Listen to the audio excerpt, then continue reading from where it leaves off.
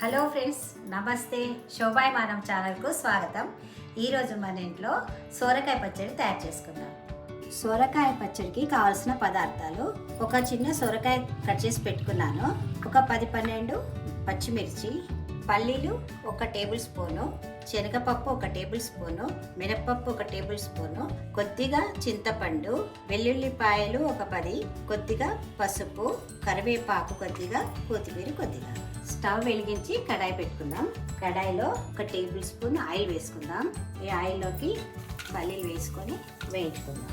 కొద్దిగా వేగిన తర్వాత శనగపప్పు, మినపప్పు వేసి గోల్డెన్ కలర్ వచ్చేంతకు వేయించుకొని స్టవ్ ఆఫ్ చేసుకుందాం.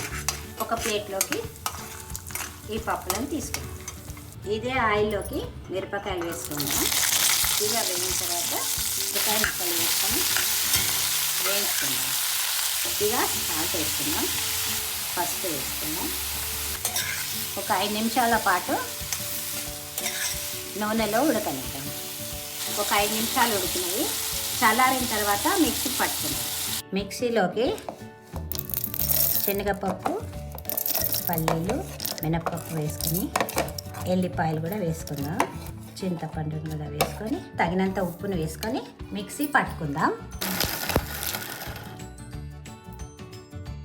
ఇప్పుడు సొరకాయ ముక్కలను వేసుకుందాం.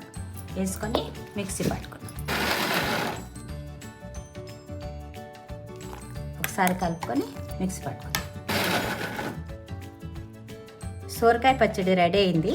ఒక బౌల్లోకి తీసుకొని పోపు పెట్టుకుందాం. తాలింపు గరిటెలోకి ఆయిల్ వేసుకొని శనగపప్పు, మినపప్పు వేసుకొని ఆవాలు, జీలకర్ర వేసుకొని కొద్దిగా వేగిన తర్వాత కొద్దిగా ఇంగువ వేసుకుందాం. కరివేపాకు వేసుకొని ఆఫ్ చేసుకుందాం. పచ్చడిలోకి పోపు వేసేసుకుందాం. కొద్దిగా కొత్తిమీర చల్లుకుందాం. పచ్చడి రెడీ అయింది. ఈ రుచికరమైన సొరకాయ పచ్చడి రెడీ అయింది. ఈ సొరకాయ పచ్చడి అన్నంలోకి, చపాతీలోకి చాలా బాగుంటుంది. ట్రై చేసి చూడండి, షేర్ చేయండి, కామెంట్ చేయండి.